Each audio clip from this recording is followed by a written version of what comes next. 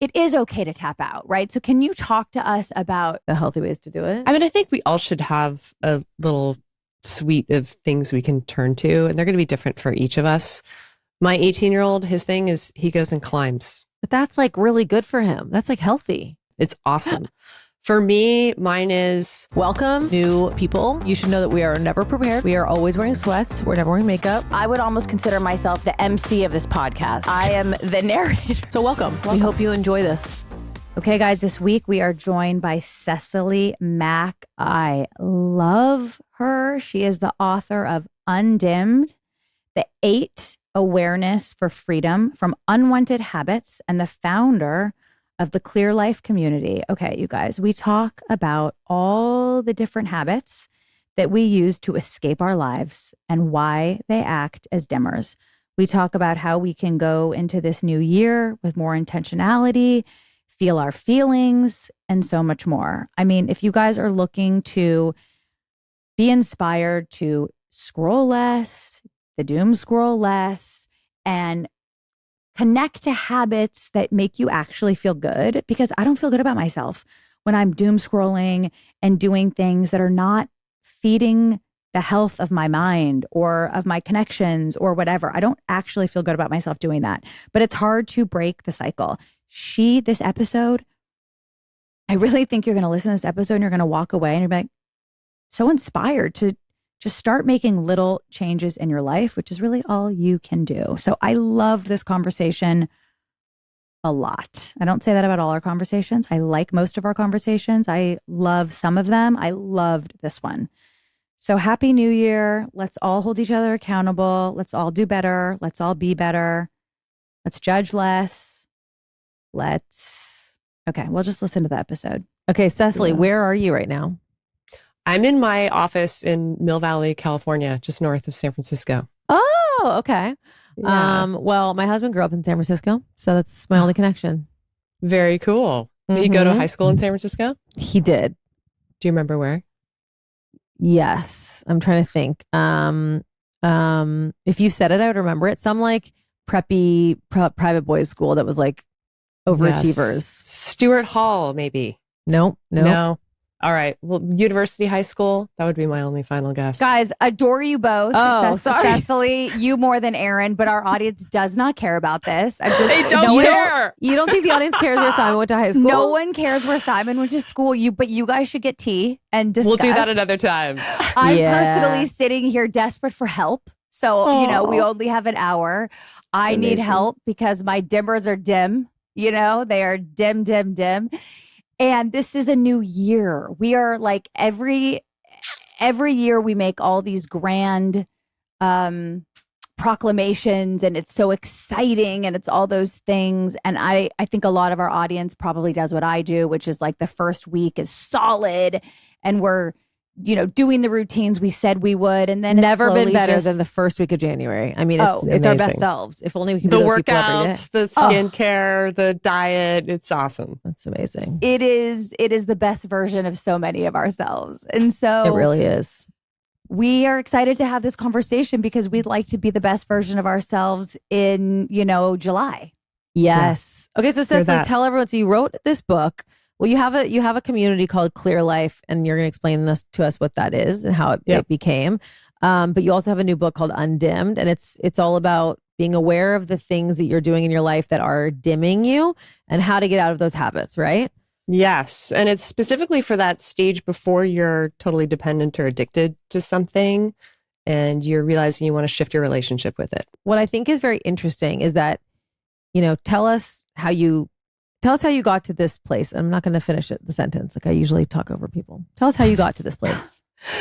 I got to this place in a super unexpected and very awkward way. In 2017, I was actually at Burning Man with my then husband and our kids, who were 6 and 10 at the time. You brought your kids to Burning Man? Several times. We were in family camp in the heart of Burning Man, having also been to Burning Man without children, but our family had decided this was a good way to enhance their experience of life and show them something that we were into. Wow. So this is probably the third time we'd had them with us.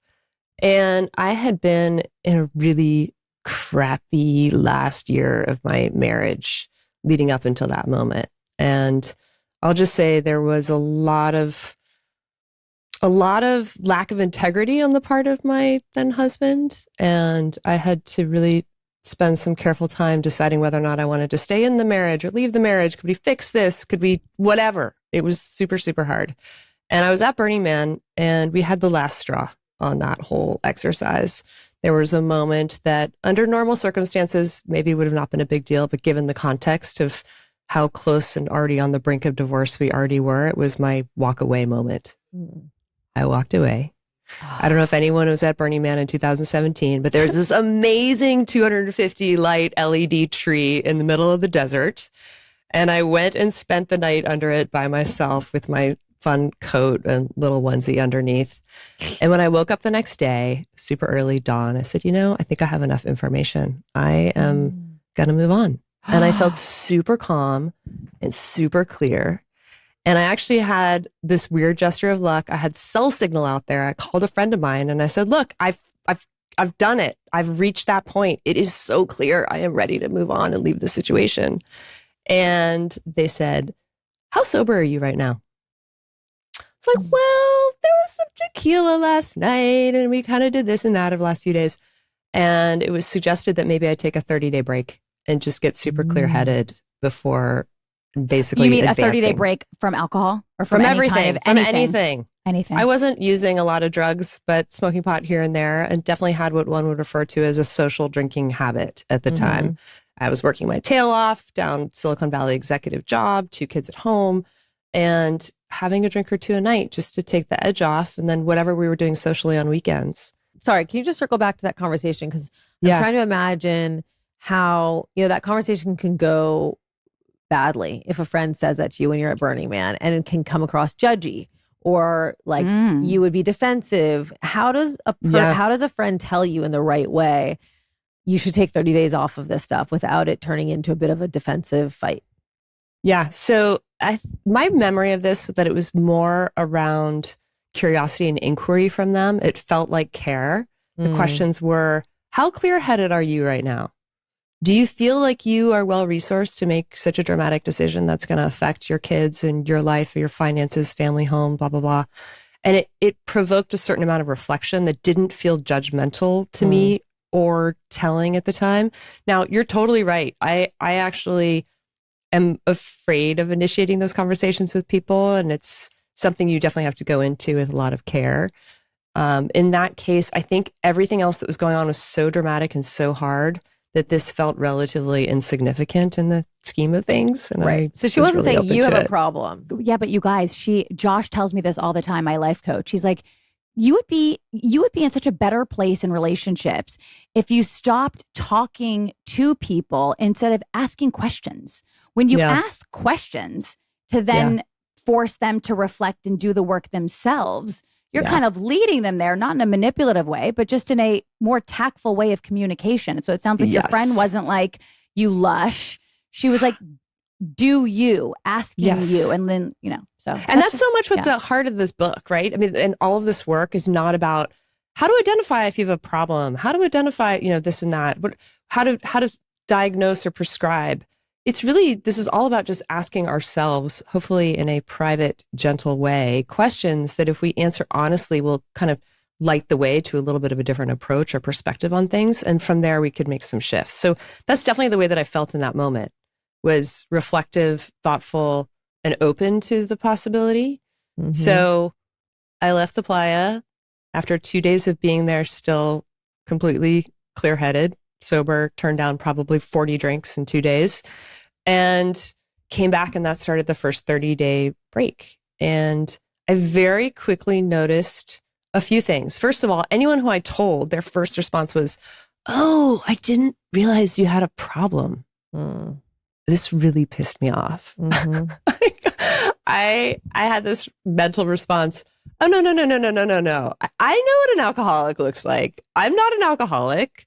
I was just kind of maybe indulging too much or behaving in these social patterns that weren't serving me.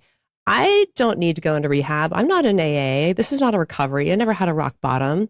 I'm just choosing to take a 30-day break. And I stayed on that path. Then it became 60 days, 90 days, and all of 2018. But that's what really kind of got me into this awareness around how we have such a binary view of how people use certain things, dimmers, particularly alcohol. You either have a problem or you don't. Even the alcohol industry is telling us, drink responsibly. Like, go for it. Have this carcinogenic, addictive thing until, you don't think you can responsibly anymore. And then there's help for you out there if that's where you land. It's kind of ridiculous. But I feel like we always use Italy, right? That's always like, oh, look at the Italians. They drink every day, and look at them. They live till they're 120. They're beautiful. They're happy. They're, like Italy has a great publicist. Yes, Italy has a great publicist. And they also spend a lot of time outside and socializing across generations. And they're eating cleaner food. Yes, they don't have a loneliness kind of epidemic the way we do in our country. And there are many contributing factors to their longevity for sure. I mean, your book is not focused on alcohol, right? It's focused on whatever that thing is. There's a line in here that I highlighted that said, maybe you've never reached for a shot of vodka to get through a difficult day. Maybe your dimmer looks different. Scrolling, snacking, overworking, keeping busy to avoid feeling too much. Whatever it is, this book isn't about alcohol. It's about clarity. Yeah. And that's so interesting because, alcohol itself is not the problem, right? It's the desire to tap out, fog your brain. It's the desire to go numb a little bit. And we do that in so many different ways. If I keep moving, then I won't have to slow down and feel it. I can't be alone. I have to look at my phone. Those things are all bad habits. It's like you can't function unless you're doing those things to feel relaxed. And then when we aren't allowed to do it, we go out into the world and we can't make small talk with people. We have social anxiety. Yes. And that's what I think ended up being so interesting to me about this journey. I did not set out to be a voice for this topic or write a book or have a community. I tried to figure out how to frame my own experience. And what I discovered along the way is that we all use a variety of different things at different times for different reasons, just to soften the experience and the difficulties of life. Life is full of hard stuff. I mean, we have, whether it's a, upsetting email or being around someone who's kind of toxic, or a difficulty in our professional role, or the stress of caring for a loved one, it's very natural to reach for something that just kind of softens the edges of life for a minute. It's it's self-soothing, it's self-medicating, it's survival. And so what happened when I removed alcohol, in my case, that being my primary dimmer, and boy, do I have other ones now, like my busyness or my generosity or other perfectionist tendencies we can get to. But when I removed the alcohol one, it was the first time in years that I actually felt the number of feelings I had been so successfully turning the volume down on. So it was with that information of discomfort with my career, with my marriage, a couple other things, that I was able to really understand what wasn't working anymore and initiate making positive changes throughout and across my life. And so it's not necessarily that any of these things are bad. I don't, alcohol has its health issues, and we should have more informed consent as we drink. However, there is a healthy use of alcohol, just like scrolling or being on the internet or social media or YouTube or Netflix or sugar or workouts. I mean, there are healthy ways to do these things. What I always invite is an inquiry around what's the underlying why when we reach for something? Is it to escape and get away? And maybe we should actually tune in a little bit and listen to what we're trying to feel. It's really helpful, important life guidance. I have to say, just sort of having to do with this, but I was sitting around a couple months ago with, I won't get into specifics because they listen to this podcast, but my friend and her teenage sons, and by teenage, they were 17, 18, whatever. And and they're talking, and I'm literally like, God, this generation is just so different. You guys need to go out and get drunk. Get off your freaking, and not wasted, but get off your video games. I've been here for 7 hours, and you guys have been playing video games, not talking to each other, not there's no girls around. There's no, you're literally just playing your video games for 8 hours. I'm like, go have a freaking beer, man. Go to the beach, get a keg. We're drinking responsibly. And my friend was like, should I not say that? I was like, that's maybe not the right thing to say to 18-year-old boys, but it was sad to see. Totally. Totally. And we are at this very interesting moment, particularly for that generation. So I also have an 18-year-old son and I have a 14-year-old son. Okay. And they're very different and social and doing all the things that they do.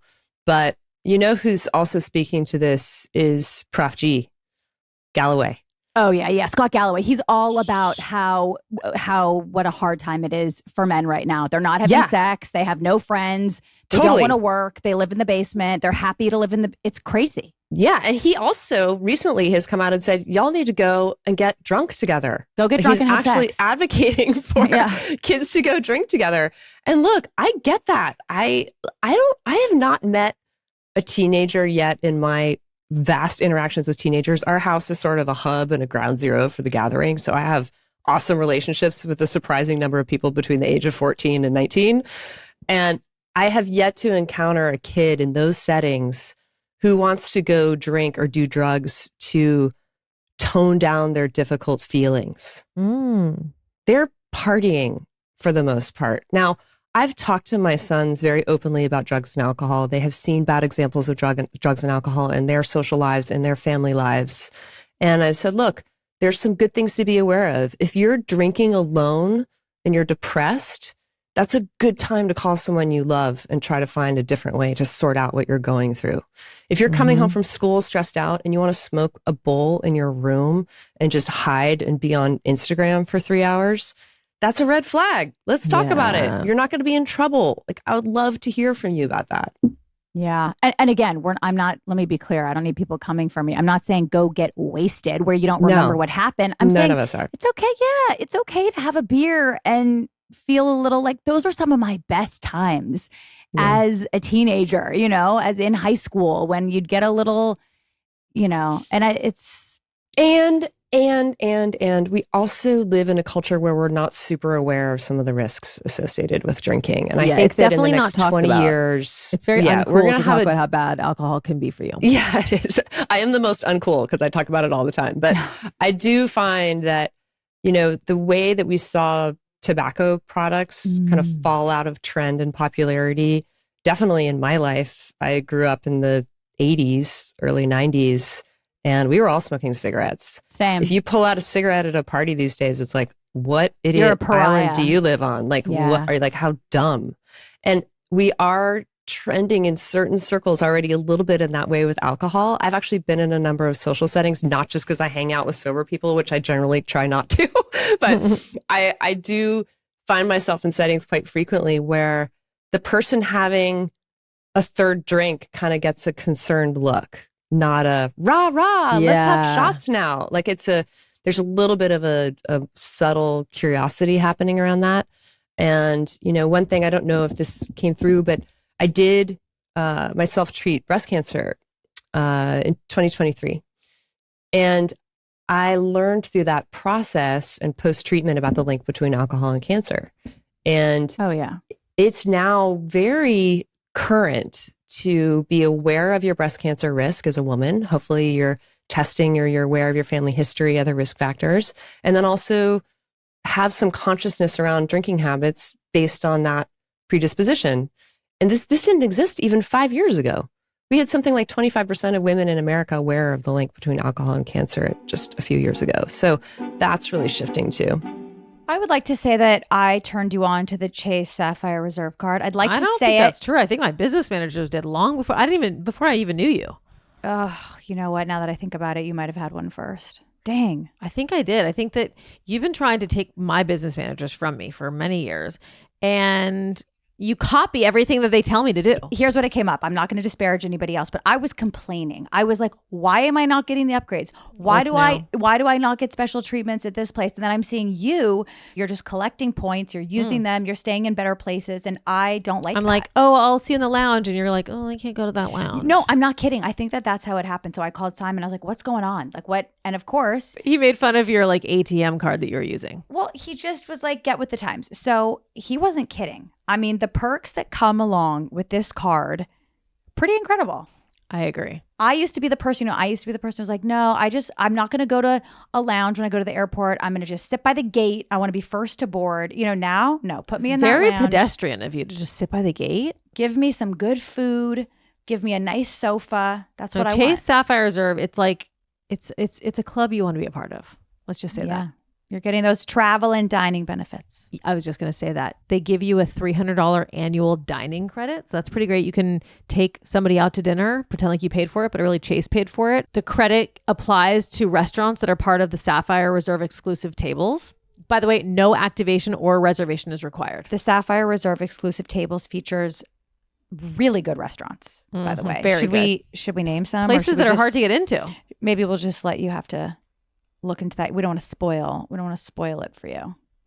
Here's what I like. I'm going to tell you what I like. I like a lot of things, but I like that your points actually give you something in return. You're not begging. You're not trying to figure it out. It's very clear. You are getting 4 times the points on flights and hotels booked direct. You are getting a $300 annual travel credit. You're going to get the most flexible travel credit on the market with up to $300 in statement credits for travel purchases, each account anniversary year. Okay. That's going to just other companies aren't doing that. See more rewards at chase.com/reserve it. Cards issued by JP Morgan Chase Bank, NA member FDIC, subject to credit approval, terms apply. Okay.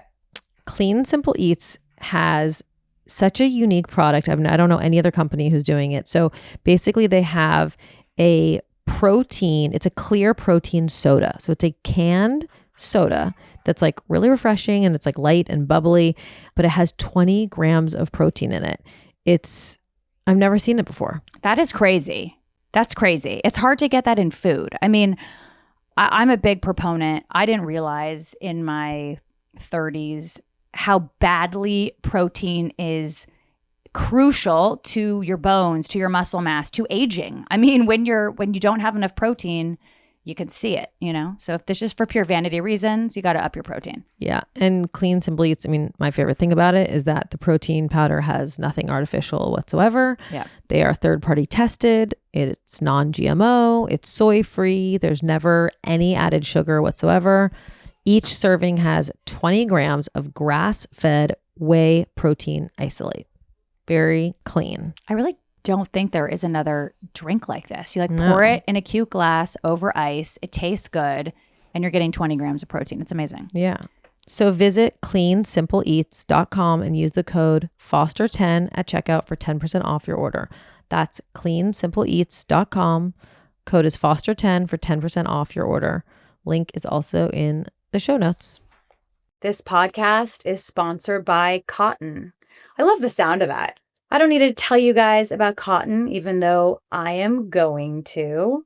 Obviously, owning a brand, we try to use Cotton as much as possible because it's the most trusted textile, I would say, out there. You just know what you're going to get when it comes to cotton. There's a reason why every brand, every successful brand, it is what they use. It really is the fabric of our lives. It's natural. It comes from the earth, okay? It starts as a flower and it matures into a ball with a fluffy interior. And then it is spun into the soft fabric that we all know and love.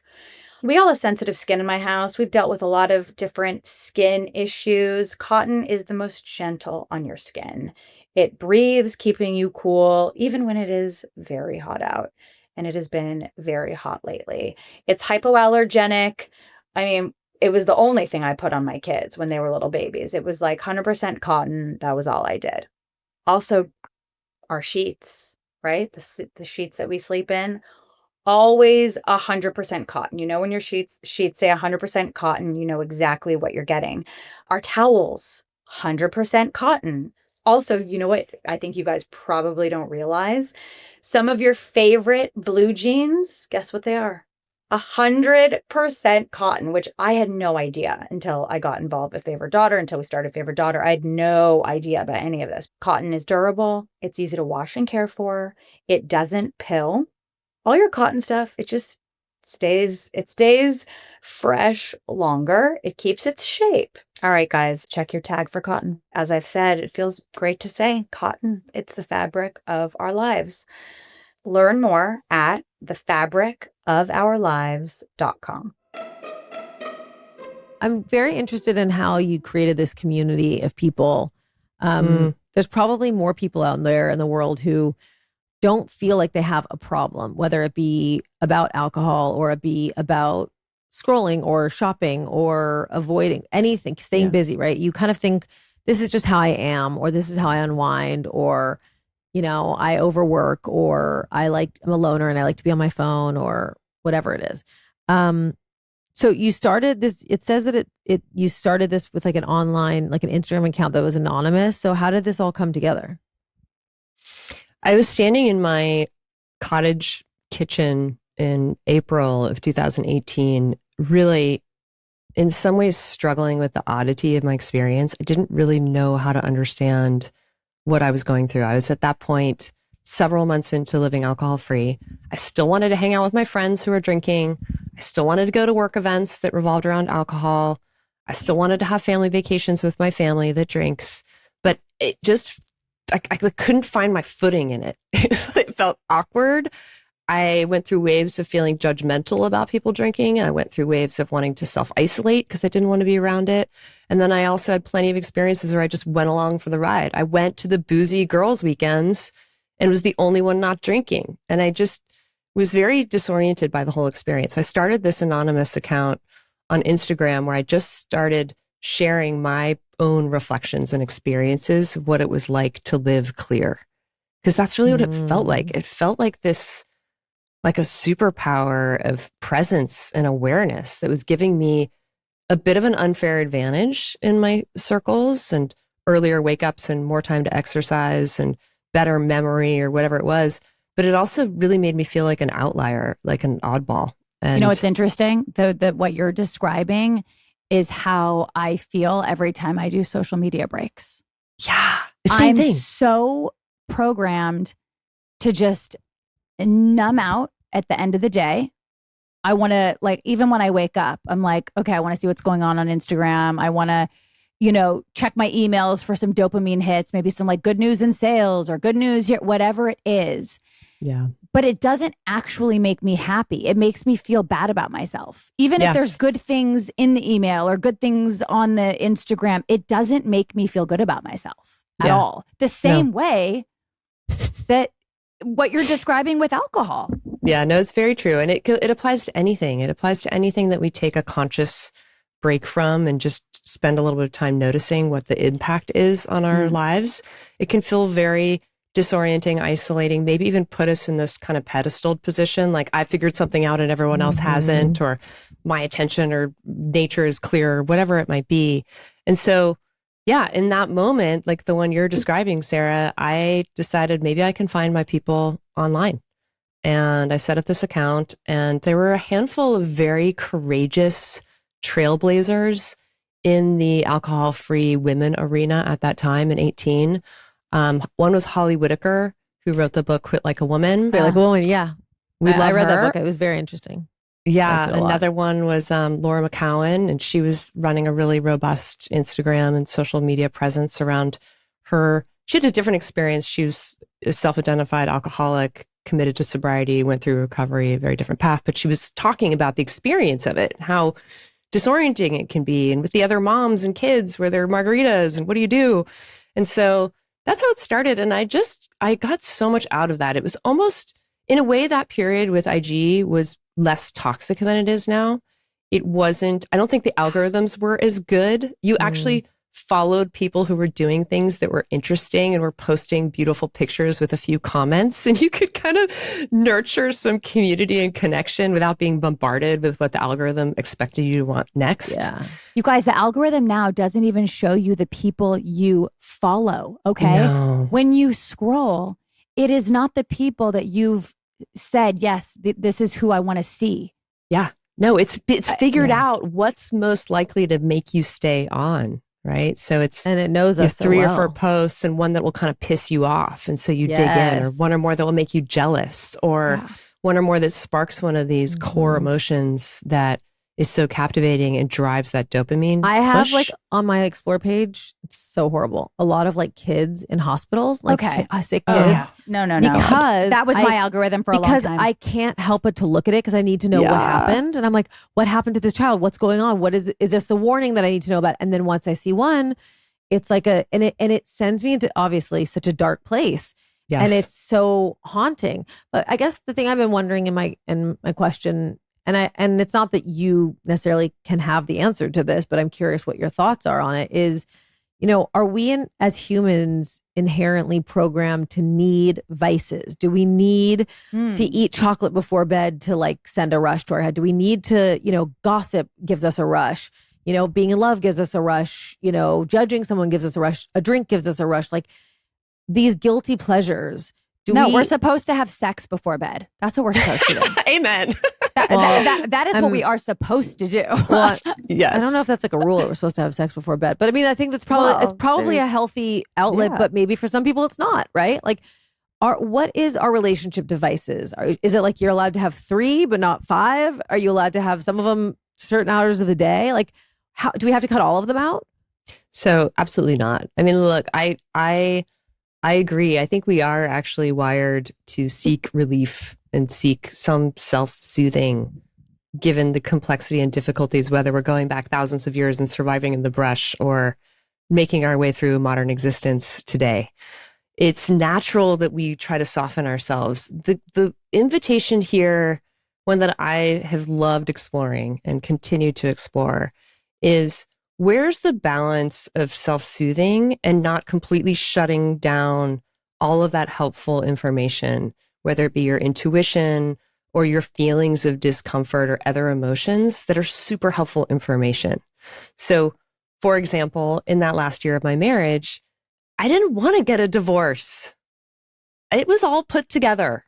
We had everything kind of put together. It had been 12 years of marriage, 4 years of relationship before that. Kids, house, jobs, family, schools, the whole package was there. And getting a divorce just felt like it was going to be messy. And so I knew. And definitely inconvenient. Definitely inconvenient and expensive also for me. I knew for a long time that this is what was coming, but I didn't want to accept it. And so I would come home and I would find a way to very quickly dim out in my first 30 or 40 minutes, just to soften all of that agita and discomfort I had in the house. Oh. Similarly, going on a work trip and having to sit down at an executive dinner with 6 men in a foreign country, it was very essential that I had a drink or two to just survive those hours. Now, did you feel like you had to drink to fit in, or it wasn't that? It was more just like, I just need to both be a little numb. Both. I mean, it's hard enough being the only woman or being younger than everyone at the table. It's a totally different thing to then also be the only one not drinking. So sometimes it was to just fit in. That would be board meetings in New York, things like that. Other times it was just because it was so uncomfortable. Like the whole thing was uncomfortable. It was a lot of small talk and then kind of posturing with our business positions. And it was hard. I remember the CES event in Las Vegas, that's like ground zero for tech industry schmoozing and partying. And I went to CES in 17 before I had paused and just drank and partied along with the rest of them. And it was kind of a blur and we had a great time and got the deals done and no big deal. I went back a year later and went to the same industry dinners and declined the alcohol. And it was super hard. I went to the bathroom no less than 3 times. I remember this. And just like stood in the bathroom stall and just like breathed like this. Mm-hmm. Well, especially when you don't have a framework of like, okay, I call my sponsor. Okay, I'm this many days sober. I'm part of the program. I go back to this mantra.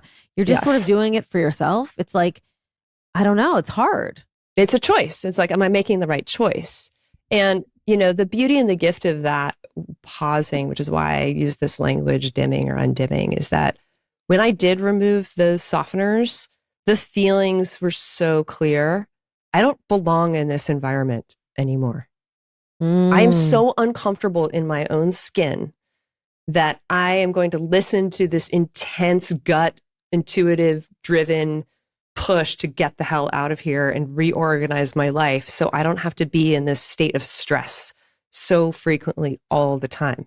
And that's what happened. And that's what I hear the most from this community we refer to, the people I've gotten to know around the planet, is when you take out whatever it is, your Netflix or YouTube or pot smoking or sugar, whatever gambling thing you have to dim out, then you start actually feeling what you've been avoiding for so long. This is what people talk about in recovery. Then you can start making changes in your life.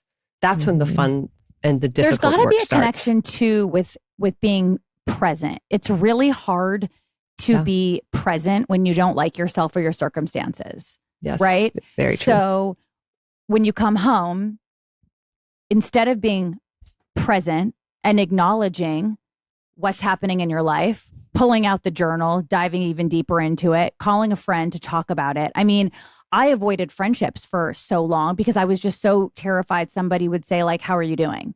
You know? Yes. And I've talked and about mean that. it. No, and mean it. I mean, there was a girls' dinner that I used to literally just go, I'm not going, because they would always go around the table being like, okay, how are you? What's happening? And for so long, I was like, I just don't know what to say. Like, I'm not happy in my career.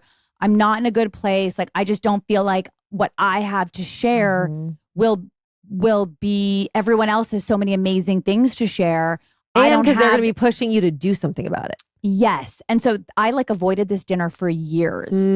And it's so interesting. And it's the same. I mean, I'm in a very different place today, but it's that same thing of dimming out, tapping out, scrolling, or whatever it is. It's like, I just don't want to face what I went through today. I don't want to face what I need to do tomorrow. I don't want to face that hard phone call I have to make, or that whatever it is. I'm going to just doom scroll, because then I don't have to face anything. I don't have to be present. And you think that that's going to make you feel better, but it just creates more shame that you're not doing the thing you're supposed to be doing. And you know what? Any of us can stay in that loop for as long as we want. We make these choices. There are many avenues to just stay on that path, and it's fine. That's a choice. But I think what happens for many of us, particularly around, late 30s into 40s, 50s, you start asking, like, is this really what it's all about? Am I actually living the life that I thought I wanted to live? Is this And there's a hormonal shift that no one talks about anymore.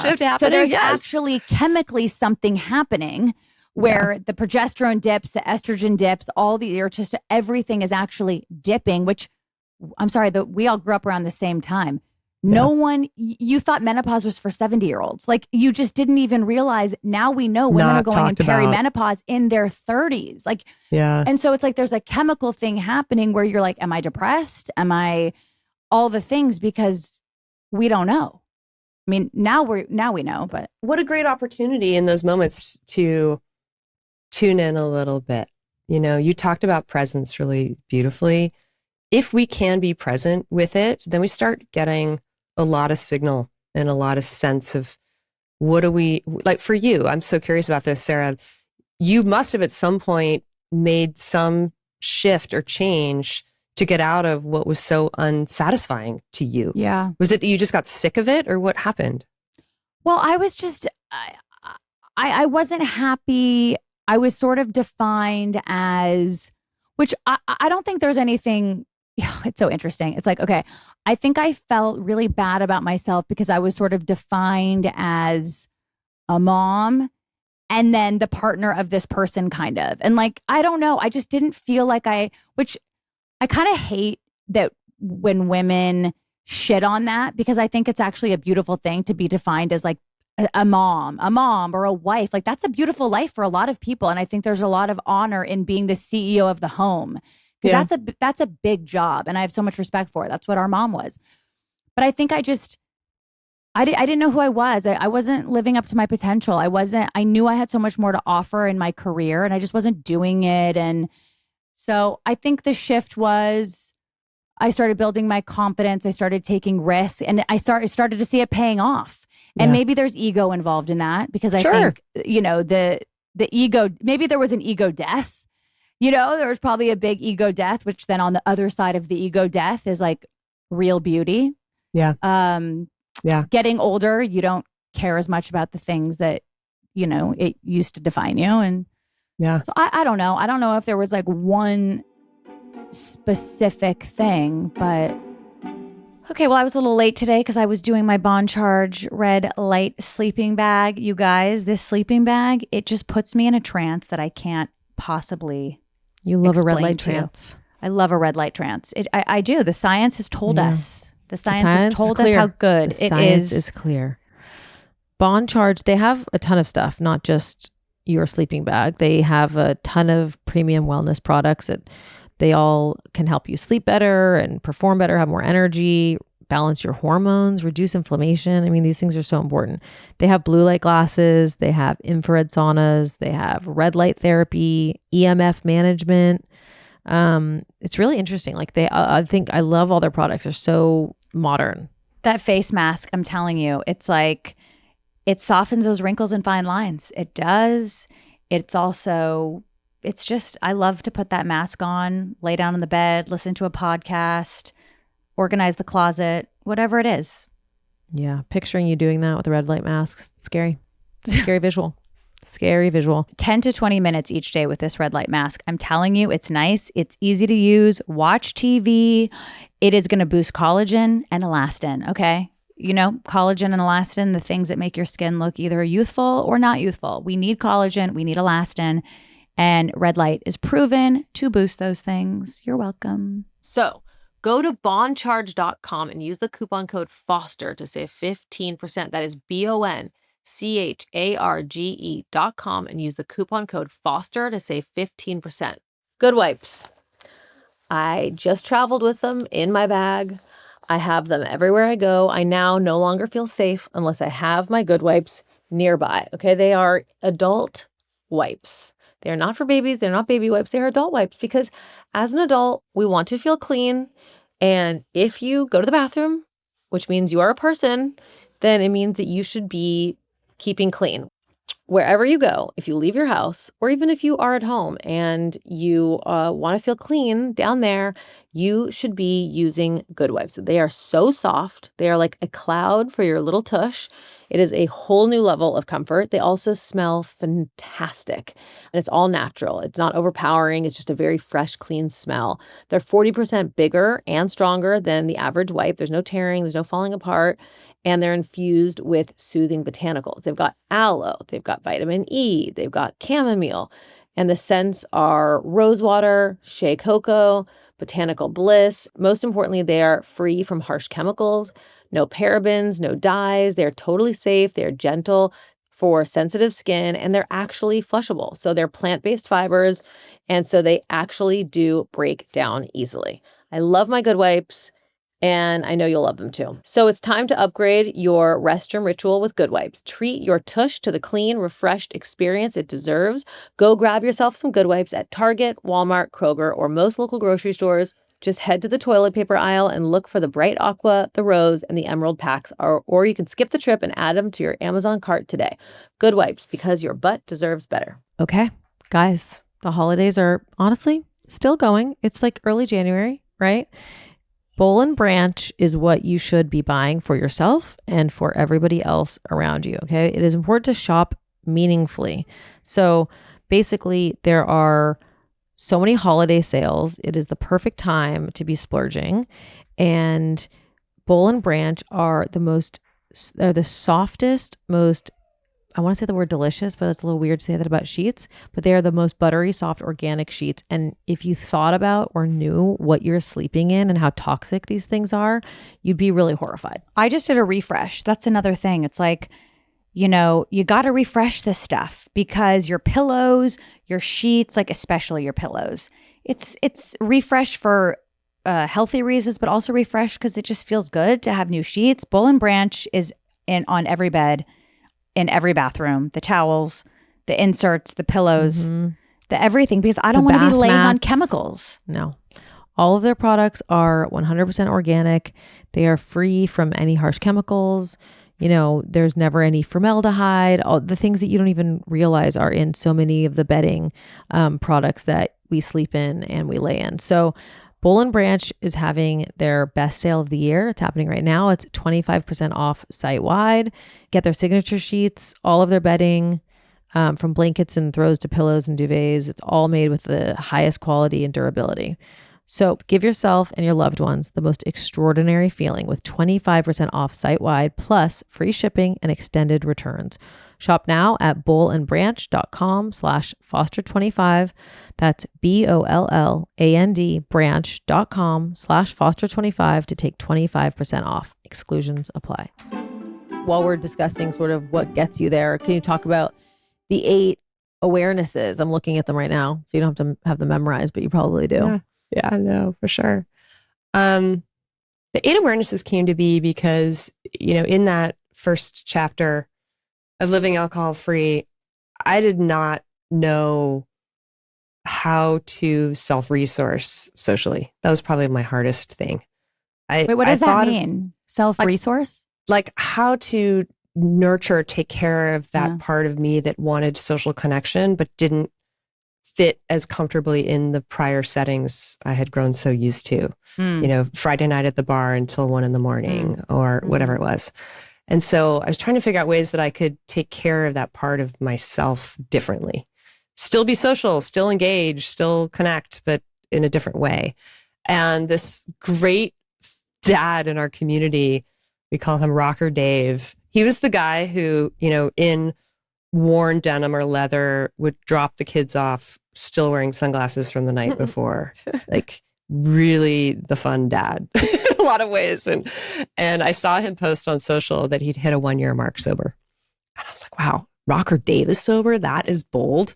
So I messaged him. We met for coffee and he was very sweet and generous and told me his whole story. And then he was adamant about me going to an AA meeting. Like, you've got to go, Cecily. The community is awesome. You can find your people. It's been so helpful to me. I would never be this far without blah, blah, blah.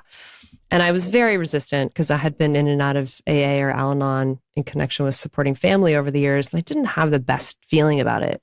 I went to Al-Anon. I was like, what are we all? This is bullshit. Fuck this. I need to get out of this relationship. Why am I here learning how to support your drunk ass? Like, I have so much resentment around that part of my life. Oh my God. I actually really like Al-Anon. It's the AA one that doesn't work for me, but Al-Anon I found so cool because I could go in a room and just be with a bunch of people who also had no idea what the fuck was going on. Oh yeah, no, I think it's amazing. All of these organizations are so amazing and they save lives. And just my experience at the time, I was just so resentful being there, but that's a whole other episode. Another episode. But so I go into an AA meeting and then I went into another one and a third and a fourth and I kind of explored and I thought, I really just can't get past this. It's not my thing. And I get it. These are rooms full of people who don't drink, but they're way on the end of the spectrum of identifying as alcoholics and addicts. And I don't identify that way. I feel like I make a choice every day whether or not I want to consume this thing. And so I took the 12 steps off of the website at one point and I copied them onto a doc and I just started editing them to meet more of my experience. And over 4 years of, every once in a while, sometimes only once or twice a year, tinkering with this document, it ended up with 8. And they weren't steps because it wasn't a prescriptive thing. I used the term awarenesses. They were things that I could say to myself that were helping me navigate certain steps of this living undimmed, which I still am working on today. And the first one, the first few are somewhat similar to the AA model, but the first one is my life is better clear. And the notion is that we have to at some point make a choice to undim a bit. Like we want to actually feel what we've been trying to not feel with whatever our thing or things are. And that's the first awareness. And we can experiment with that. That's the 30-day break or the 1-year clear or, turning off your social for 3 months and seeing how your life looks and feels different without it. Men a lot these days are in this kind of YouTube obsession where you can't have silence or stillness. And so all these guys are like consuming 6 to 8 hours of YouTube content a day, even if it's on something really noble. But like what? Huberman, Atia, like performance hacking, youth health hacking. Like, I don't know. I have a bunch of people in my life who are just obsessed with YouTube content. And that's its own dimmer in a way, because they don't want to be in silence or quiet or stillness. It's like a compulsive consumption thing that's going on. It doesn't mean it's bad to be learning, but maybe there's an opportunity to look at what are you trying to not actually face or feel. Right. So that's how the 8 awarenesses came to be. Okay. And then the second one is I choose what I consume. Yes. So this one I love. So month 4. Wait, I think it's important for our audience, by the way, to understand like this goes for everything, right? Everything. This is not an alcohol thing. It is interesting though. 5 years ago, our audience was mainly like, how do I quit drinking? How do I quit drinking? Help me quit drinking. And now it's how do I get off social media? Yeah. 5 years later, like it is really wild. Yeah. No, one of my real kind of trendsetter friends shared with me this week that she's taking a 2-month break after reading Atomic Habits and Anna Lemke's Dopamine Nation. She's just decided we're going to see what this looks like. And she's always the first of our crew to do things. I'm very curious to hear how that goes. But yeah, social media is a big one. So whatever it is, I choose what I consume. Consume can be energy of people you are around. It can be media you watch or listen to. It could be what you scroll. It could be what you eat or what you drink or smoke. It's really anything you kind of allow or bring into your system. And the wonderful thing about the second awareness, which is really all about choice, is that we learn through the process that we have so many decisions between the thought of doing something and then actually bringing it into our system. So maybe it's social media. You have to go get your hands on a device. You have to turn it on. You have to open an app, and then you're using your fingers to scroll through the content for however many minutes or hours you're in there. Conscious or not, you are at moments going to have enough agency to realize these are choices we are making. I had this morning. I got up super early this morning, did a couple things, and then I opened Instagram and there were some messages and things I needed to deal with. And I was so annoyed. All of a sudden, 30 minutes went by. It's like, I stood there in the middle of my house with my phone in my hand, walking around with my coffee. And it's like, how did I just let that happen? There's so many better things I could have just done. Yeah. So I literally in that moment chose to just close the app, put the phone down, go do something else. But that's sort of what that's about, is that reflection of agency. Hear that, I think to myself that there's all these things we tell ourselves we have to do. Like, you know, well, I have to have coffee in the morning. That's not non-negotiable, well, we do. Obviously. We do. Like, we actually do. But when it's I'll getting get a late, migraine and die if I don't have coffee. Okay. But when it's getting late, I'm like, well, I have to have chocolate before I go to bed. Well, I have to watch TV before I go to sleep. Well, I have to look at my phone. It's like, we don't have a choice. This is just how I function, right? This is my survival. I have to do this thing. And sometimes I'll like literally be like, I'll feel sick because I ate so much at dinner. I'll be so exhausted and I'll think, oh, but I have to have chocolate. I just have to. I mean, I can't get in bed and not have chocolate. It's part of my routine. And then I'll think to myself, you know, I don't have to. What if I just went to bed? And it's like, I almost forget that I have a choice, right? This is just part of my routine. This is how I function. It'll feel weird not to do it. And you have to remember, like you will be uncomfortable and nobody wants to sit in discomfort. It will be uncomfortable to not put the TV on, to not have your chocolate. Yeah. But there is this thing, you're making me think of this term that I've used before, which is agency contagion. Like if you realize you have agency and choice freedom in one area of your life, it's super shifting and empowering. Then you realize you actually have it in other areas of your life as well. And if you could do that one thing, like say, you know, for 3 nights in a row, I'm not going to have chocolate before bed. It's inevitable that somewhere around day 4 or 5, you're going to be reflecting on what else do I have control over that I've thought I have to do because it's what I do. And that's the thing. Yeah. And that's one of the most, you know, if you tackle a tough dimmer first and you can unlock that, even for a set period of days as an experiment, it's so emboldening. Like one of the best things that happened in my first month was I used to carry Post-it notes of my lists around with me. And I would stick one on my laptop and just make sure I was looking at it multiple times a day and deal with what I could. And there were always 3 or 4 things that I had to move every month over to the next Post-it note because I just didn't do them for myself. Like they were like bigger things. Get rid of that car. I don't like driving, and get a different car. Join this club in San Francisco that's kind of expensive, but I know I'd get a lot out of it. Whatever it was. And in that first month, I did all of those things that I had been carrying around for over a year. I think because somewhere in my consciousness was, oh, well, you were able to do this thing that you thought was impossible or really hard. Why not try this other stuff? And it also meant I was more comfortable with not succeeding all the time. Some things are just going to be failures. We're not going to make it 100%. It's okay. It doesn't mean we don't give it a shot. Yeah. I think that's why scrolling too is so toxic. I mean, don't get me wrong. There's so many amazing things on social media. I always give this one example. Like, I was able to get an insurance company to like, okay, a child that had brain cancer, their medication. Like, truly, I shamed the insurance company publicly. This was like 4 years ago. I swear to God. Wow. And I shamed them publicly, blah, blah, blah. The insurance company's like, we're on this, yada, yada. There's beautiful Public shaming is sort of Sarah's avenue. Love to do it. Wow, I love it. What Sometimes a superpower. we can make something, when it comes to kids, But like, so there are gorgeous things about social media. I mean, hell, we probably wouldn't have a business without social media, favorite daughter. So there's great things that I'm so grateful for. But I think it's like, we don't have agency when we are scrolling, looking at other people's lives. We are powerless. We are powerless by how other people live their lives. We're powerless looking at the things that maybe we were excluded from and the FOMO and all those things. And I do this thing when I'm feeling guilty for how long I doom scroll. I'll stop. I mean, after I've done it for way too many hours. So there's no medal that I should be getting. And I take out my journal and I do this thing where, not enough, but when I do, I write as if it's the next day. So let's say it's Monday. I date it as if it's Tuesday. And I talk about the day as if all the things that I wanted to happen and all the good news I was going to get and all the ways I wanted to feel have already happened. And it's invigorating. It makes me feel so alive. And it's because I have agency. I have decided how the day goes. I have, it's my decision. And I have power in that.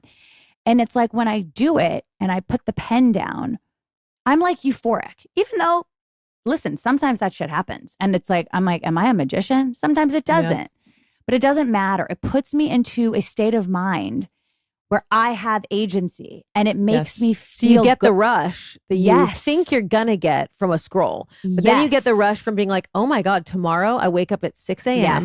I go into the garage, I exercise for an hour before the kids wake up. I try to keep it realistic. Okay, I wake up at 7 a.m. Wake up at 7 a.m. 7:30. I'm in a great mood. Yeah, it's important to make it realistic. And then I get all my shit done. I respond to all my emails. I respond to texts. We laugh on the way to school. Kids are on time. It's no rushing. It's things that can actually you know why? happen. Because then you're like, oh, I'm proud of who I am tomorrow. Yes. I'm proud of how I spent my day. Yes. I'm proud of how I spent my time. I mean, so funny, like literally 2 hours ago before I was coming here, I was in the writer's room and I had to go over to my office to start like going through a script and rewriting it. And it was like a big undertaking. And I just didn't want to deal with it. Because I stared at it. I did one page and then I thought, well, fuck, that was a lot of brain power. So I deserve a break. I need like a deep brain break. So I'm going to go all out. I'm going to go on the Daily Mail. I'm going to go to the darkest place that lives on there. the internet. I'm going to go there because that will really pull me away from what I need to do right now. And everyone ended up going home early from the office. So I'm sitting there and I, like you did this morning or whatever, I spent 30 minutes of my life on the Daily Mail looking at really dark shit, right? Like Erin, dark, you have to like shit. pay for the Daily Mail now. No, I don't look at any of the exclusive parts because that's all I would the never good pay. stuff, though. All the good stuff. I know there was some charge you stuff for. I wasn't able to look at, unfortunately. But the point is, I only saw dark, heavy stuff, and then all of a sudden, I like woke up out of it, and I looked around. I'm like, no one's in the office. I'm not doing my work, and I could be home with my child for 30 minutes before recording the podcast. But instead, I'm reading dark stories on the Daily Mail. And I had like deep shame. I'm like, this is how I spent the last 30 minutes. And I'm going to get home and I'm going to rush through the 10 minutes I have with my child. And it was like, oh, that was gross. It felt dirty to me. But at the same time, you had spent the entire day focused. Like, let's talk about that, okay? Because it is okay to tap out, right? So can you talk to us about the healthy ways to do it? Healthy ways to do it. Because it's like, Erin, you had been at the writer's room the entire day. Like, it makes sense that you're kind of like, shit, I'm tired. I need to. So what do we do in those moments so that we can tap out, but in sort of a healthy way? Yeah, sure. I mean, I think we all should have a little suite of things we can turn to, and they're going to be different for each of us. My 18-year-old, his thing is he goes and climbs aggressively for an hour in a climbing gym. I watch him do it. That's like really good for him. That's like super healthy. good for him. It's awesome. For me, mine is lyrics-free music in my ears and walking outside. And it doesn't have to be anywhere special. Ideally, it's a park or woods or something, but just it could be in the middle of a city or a shitty suburb sidewalk. It doesn't matter. just having movement in body and not doing something intellectually, not processing information that's coming at me, but just letting whatever has been going on ground in my system is super helpful. Obviously, if anyone has an artistic bone in their body, do something creative. Like when we kind of step away from all the adrenaline craziness of our days and screens and all this demand, if we can start tapping into whether it's, you mentioned journaling, Sarah, or writing or painting or whatever it was. I'm talking to these teenagers last night at this fun holiday party. Everybody's home and being with each other after their first semester in college. And a number of them were really missing the art classes that they had together. I said, if you guys can get your butts in a row and get into some creative outlet outside of the structure of school, hopefully that's something you'll be doing when you're an adult. You don't really learn that as an adult. You have to kind of stay with it from being a kid. By the way, you know what me and some of my friends did in COVID is that we got all these adult paint by numbers on Amazon. And it sounds it sounds silly, but they're actually really hard. I don't mean they're not hard. They're very, very time consuming and you have to really focus. You look and there's like 1,000 little itty bitty things. They all have different numbers and you have to focus.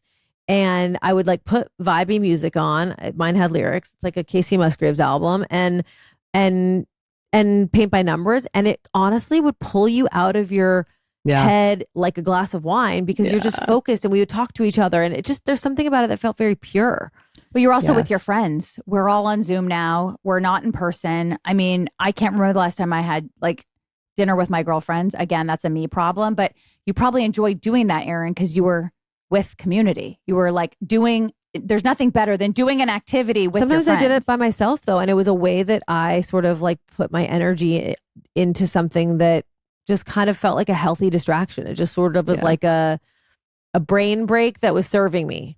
The other night, and I never do this, usually before dinner, I'm on my phone. Like I'm doing emails, I'm scrolling, I'm on FaceTime or whatever it is. And my 10-year-old was like, can we go for a walk? And my instinct was like, are you insane? What? Like a walk? I don't want to go for a walk. It's like, we're about to have dinner. And that's my instinct. It's like, what? No, we're not going for a walk. Like dinner's about to happen. You should shower. I'm on my phone. And I don't know what got into me. I go, sure, let's go for a walk. We grabbed a flashlight, this like large flashlight. We went for a walk. We didn't want to come home. We just kept walking and walking. Oh, I love that. And talking about the houses we liked and different architecture on houses and paint colors. And then we just started talking about life. And it was like, before we knew it, we had been just walking for like 30 minutes. And I was like, I cannot believe that we do not do this every single night of our life. This just made us closer. I'm happier. Yeah. You're happier. It was like, I love that she asked you to do that. I know. Yeah, that's I know. amazing. And my instinct was like, because she's asked me before. And I'm like, are you, what? No. Sarah. So easy to say no, though. We got stuff to do. We can't go right now. You know, I was wearing this awesome post-work outfit once. My kid wanted me to take him to the park, and I did. And I had my freaking amazing shoes and this long skirt on. And it had rained the day before, and there's this mud puddle. And he's like, Mom, can we run through the mud puddle? And my first instinct was absolutely no. Like, no way. Not in this outfit. No, mess, danger, whatever. And I thought about it for a minute. I was like, you know what? Fuck it. Yes. Let's run through the mud puddle. It was so amazing. He still remembers that to this day. Yeah, years it's like later. a core memory for him. No, now. But you guys, it's so easy to say no. As a parent, especially, right? It's just so, it's our default. No. Yes. We're busy. We're tired. We're this, we're that. But like, damn, when you say yes, it's just so worth it. It's like, I was reading something recently where this woman was like, to all the moms on social media, it's your cute little shtick, like, being a mom's so exhausting. I just want to get wasted to not have to deal with my kids. Oh, I'm so overwhelmed. It's like, guys, stop. Cut it out. Like, you are going to reach a point where you will, on your hands and knees, pray to whatever God you pray to for the most chaotic, horrible day. Raising your kids, you will pray to have that one day, just to revisit that one day of chaos and noise and insanity, because it's such a short time that we have this. Yes, so true.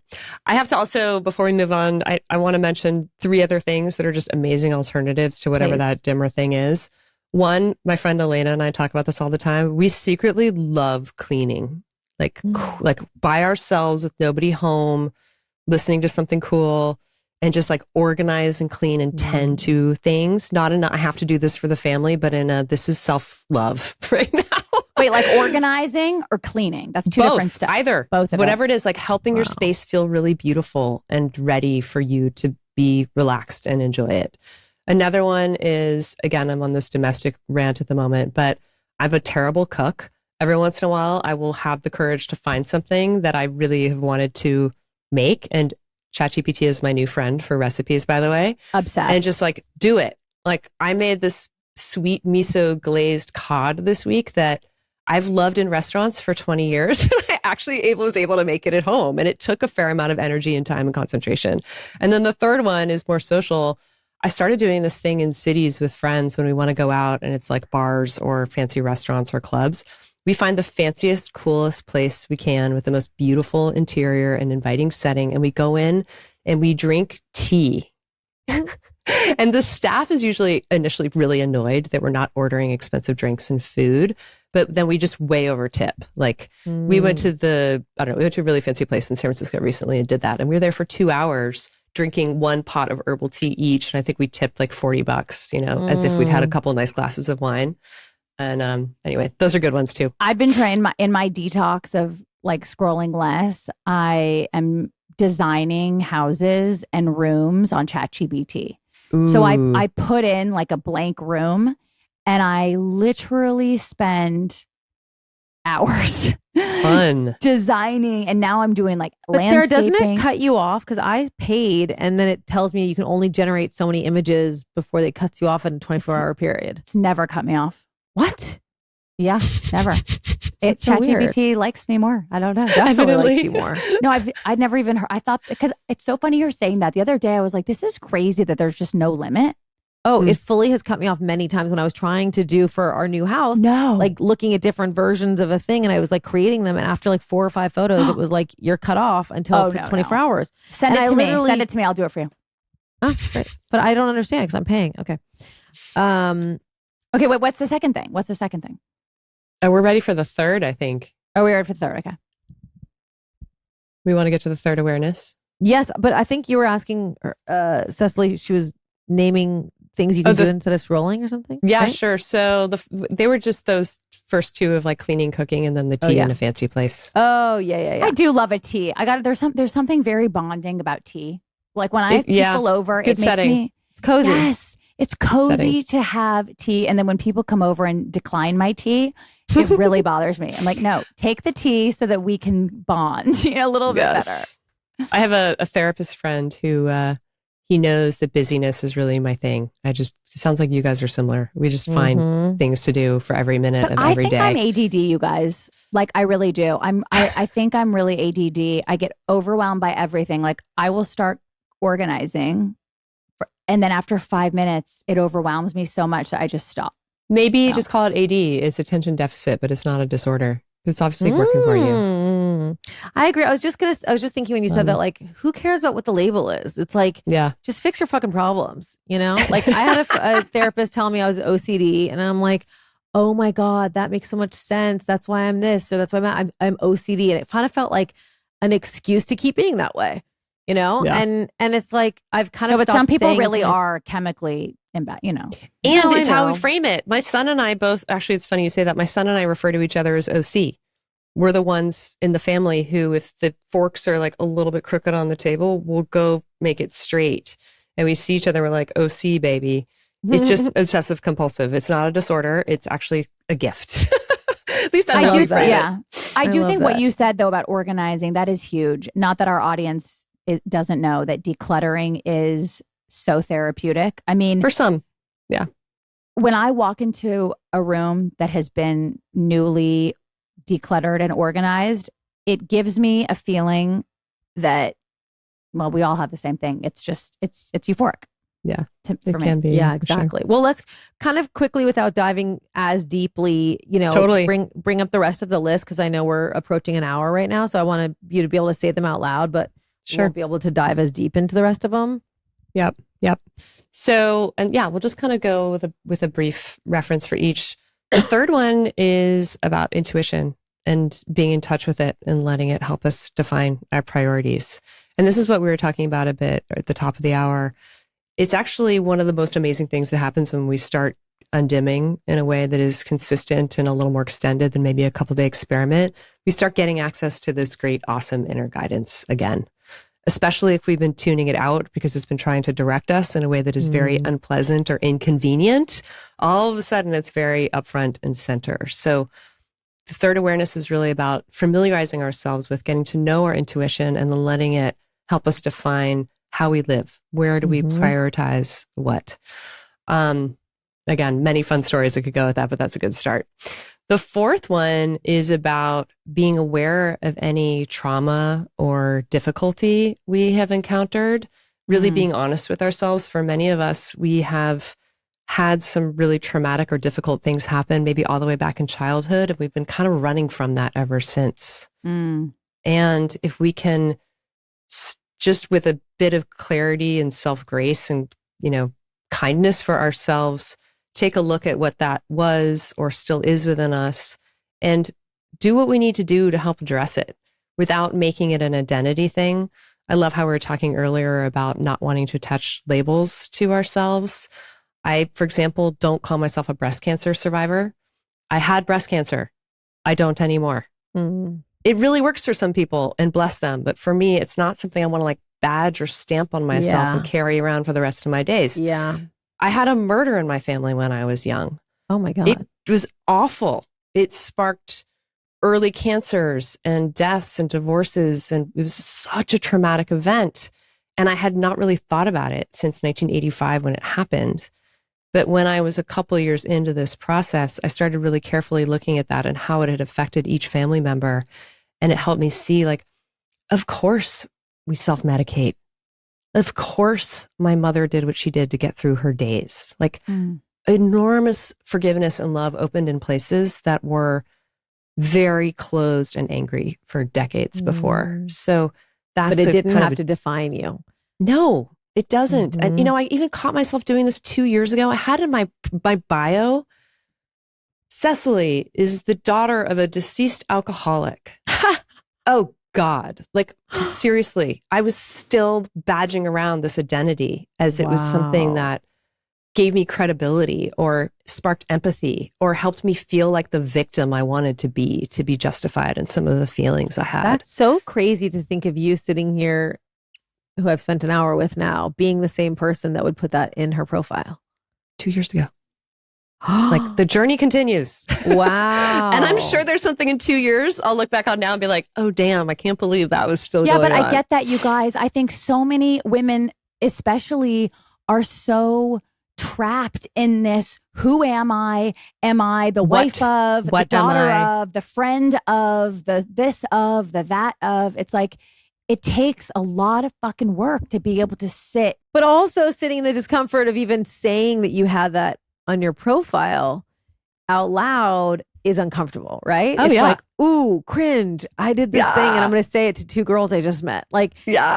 Awkward. And yeah, but then it's it makes everything so much more open to understanding each other when we're able and willing to say that, because then it makes me think of 10 cringy things that I've done in my life, right? It's not it opens the pathway to honesty between two people, which is what connects us and ourselves.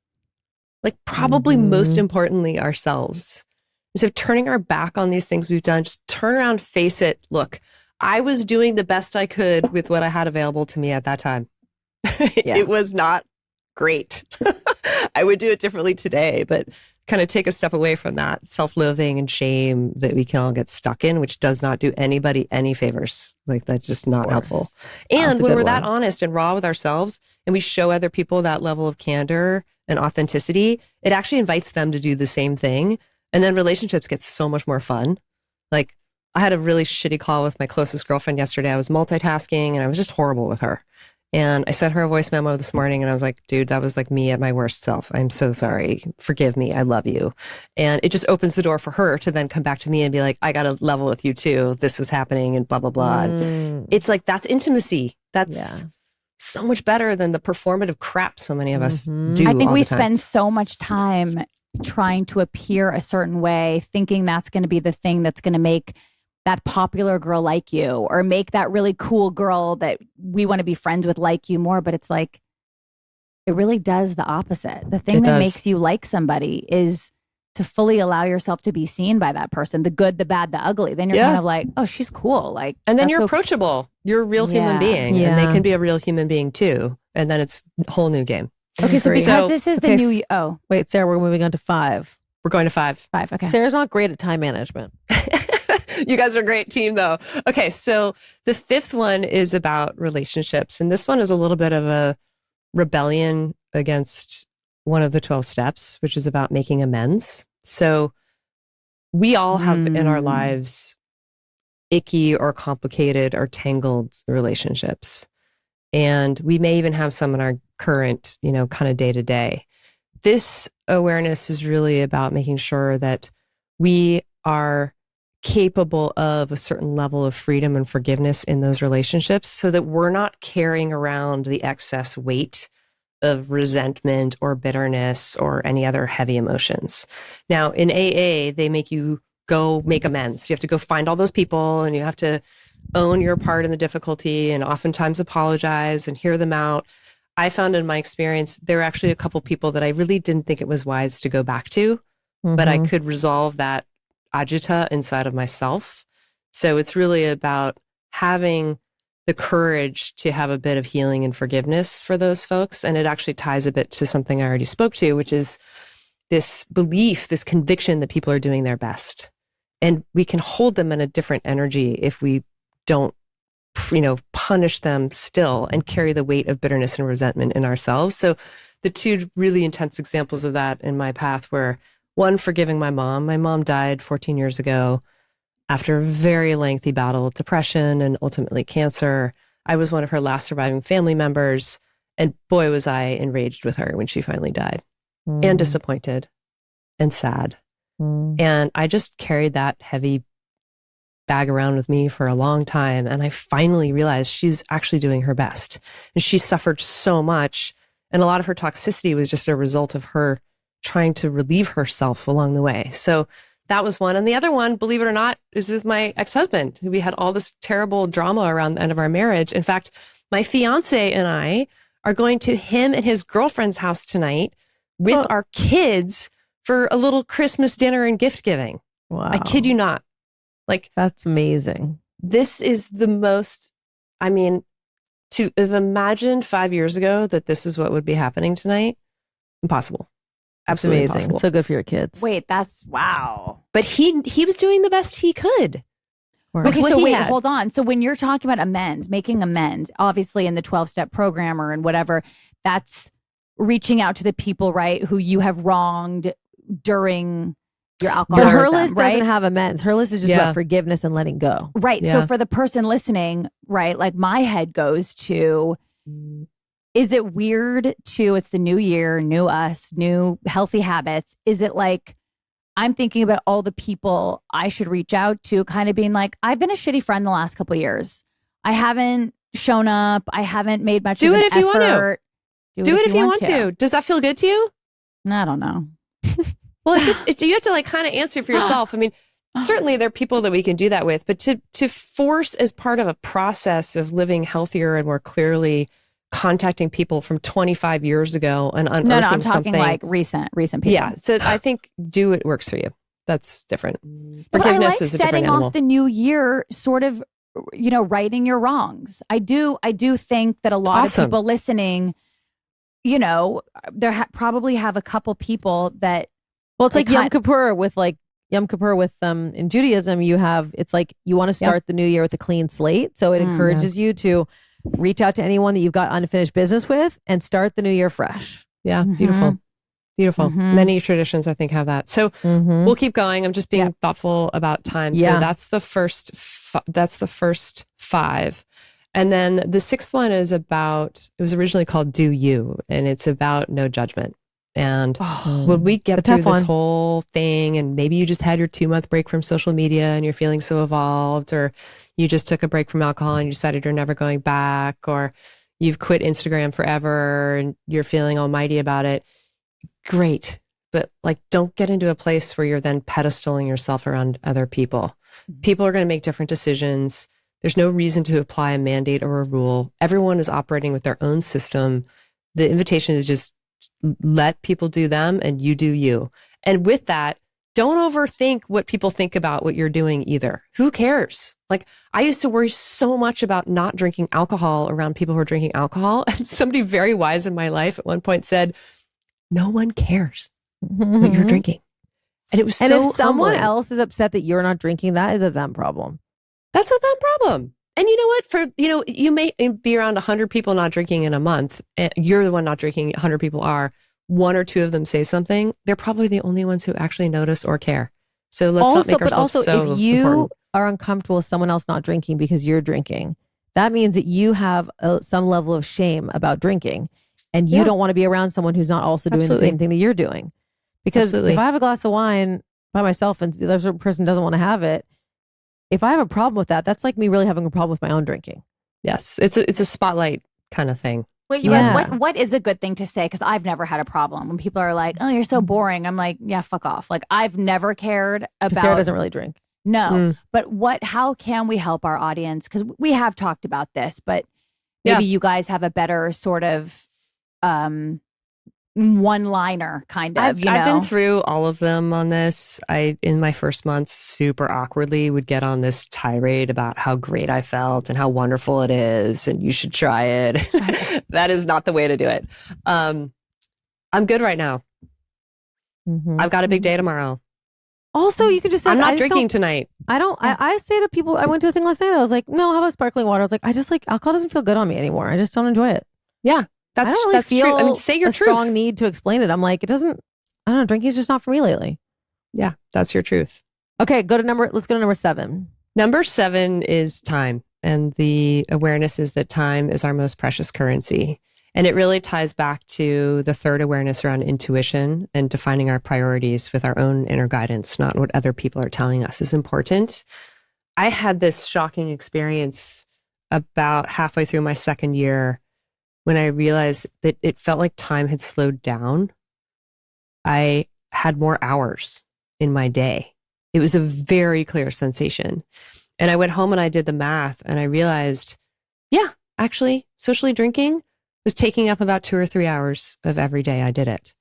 And that's the, kind of dimmed out part in the evening, or not feeling so awesome in the morning, or a little more time to get your engines running. And I did the math. That's 1,000 hours a year for a casual social drinker. And what can you do with 1,000 hours a year of extra discretionary time is mind-blowing. Like, you could learn 3 new languages. You could read something like 40 books. You could. It's like when your phone tells you how much screen time you spent in the day. You're like, I'm sorry, 10 hours? It's amazing. And so, time is not only what the time you spent doing the thing, but then also the time we spend obsessing and thinking about it. Social media is the great example. A lot of people are reflecting on this going into the new year. Yes, there are all the hours that we spend, and we can see it on our phones now on these apps. But then there's also the time we spend thinking about it. Like, I just spent a couple minutes talking, and I certainly spent a few minutes this morning reflecting on that super annoying, wasteful 30 minutes I had. So if I remove that from my life, it's actually a whole hour today that I would have that I didn't previously. So it's just this awareness around we have no control over how much time we have left. We cannot, no matter how powerful or affluent you are, we cannot buy more. And we don't really know when it's going to end. So let's just be super intentional with it. It doesn't mean be super serious, but like, be thoughtful about how we spend our time. That's the invitation. I think that's so, okay. There's number 8. Yeah. Yeah. Number 8. So number 8's a really simple one. And it's actually very similar to the 12th of the 12 steps, which is around service and finding ways to support others with our time or our energy or our talents, particularly when we're in a space of abundance. And it's not just go volunteer somewhere. It could be really being more attuned to the people in our lives and noticing what they need and doing it with them or for them without them having to signal or ask. It could be, the phone call, sitting down, actually writing a letter. It could be asking somebody how you can support them with something that they have big happening in their life. There's something really healing and amazing about paying it forward when we have achieved or grown in some way. And if we're going through the 8 awarenesses and we're shifting our relationship with dimmers, it's incredibly energizing and empowering. If we're going to end up with extra time, energy, and money to do something for someone else. And it's the most healing thing that we can. It's nourishment. So I really encourage that as well. I'm also a big believer in cold hard cash. I think if you have, I think if you have the money, give it. Share the money. Like there's nothing like I have in my life paid people's rents, put them in, and that's not like I'm asking for a medal. It's just, it's what you should do. Yeah. If you have the money, and I'm not saying go enable people that are like, you see a freaking guy we're delivered. So lucky. A guy delivered my Postmates the other night. You guys, he must have been 80 freaking years old. I'm like, you should be at home right now, but he is working his ass off. So I'm not saying go enable people that are able-bodied and can work, but there are so many people out there who are doing all the right things, and it's just like it's just not working out for them. So I think that if you have the money, find the people and make their life easier. Like literally pay their freaking rent. Like if it doesn't change your life, do that. And by the way, and then don't tell people about it, right? Yeah. No. Yeah. No. Absolutely. It's like there's something good about feeling like I just did it because it's the right thing. Yes. Yeah, absolutely. Okay. I want to know it because I know we're at the end.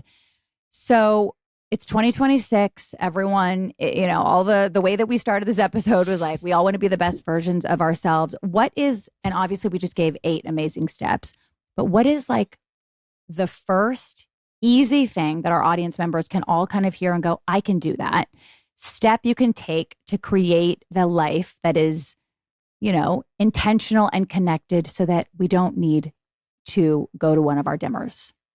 So my favorite default square one is listen to yourself. Like find a moment where you are distraction free. It could be when you first wake up in the morning and it's quiet and dark still. It could be on a walk. It could be listening to music, driving, riding the bus. I don't care. Tune in. We know inside of ourselves. We have everything we need inside of ourselves. What is actually going to have a positive impact on this next year that we're entering into? We already know. We just have to pay attention and actually hear it. And that's our intuition talking. That's our inner wisdom talking. That's our inner guidance talking. And it's more important than any other voice around us. And that would be But are there prompts? Are there prompts? I'm just picturing myself laying here still with my thoughts. Mm-hmm. Are there certain prompts to sort of, or? Yeah. I mean, you could use the prompt of the question, like, what is one thing that I could do today that will help me set the rest of this year on a better trajectory? Mm-hmm. Or what is one thing that I can add to my life that will help me live in a more aligned, true way? What is one thing I can remove from my life or experiment with removing from my life to gain information about whether or not it's something I still want to be doing at the end of the year? So, and it sometimes it's the toughest questions, we get the best answers. So it's going to be really bespoke to the person. I like, what is one habit I could potentially experiment with to see if I connect to it more than I connect to watching a show, doom scrolling, blah, like blah, swap blah. it out with something else. Yeah. And I like not putting too much pressure. Like it's an experiment. Like it's an experiment. It's totally, and the way you frame it reminds me a little over a year ago, my partner and I started walking after dinner. And at first I was kind of annoyed by it. It was like, ugh, I just want to like sit on the sofa and read something or watch something. I don't want to put on shoes and a jacket and go do this. But then we started doing it, and we would walk usually for 45 minutes to an hour. And it just became this rhythm. And it's a lot less media that we watched as a result. It's a lot less after dinner snacking that we've done as a result. And better sleep. The ripple effect of just that little shift has been pretty magnificent. It's really amazing. I love simple things like that you can really, that are digestible. Well, Cecily, you are fantastic. I'm so happy that we had you on. Everyone, you should go get Cecily's book, Undimmed, The 8 Awarenesses for Freedom from Unwanted Habits. And how do people join Clear Life? So you can come into my IG, which is at Clear Life Journey, are probably the easiest way to find all of my stuff, including my own podcast and Substack, is at my website, which is cecilymak.com, CECILYMAK.com. Amazing. Thank you so much. It was so great to meet you. Yeah, you guys too. Thank you for your awesome work.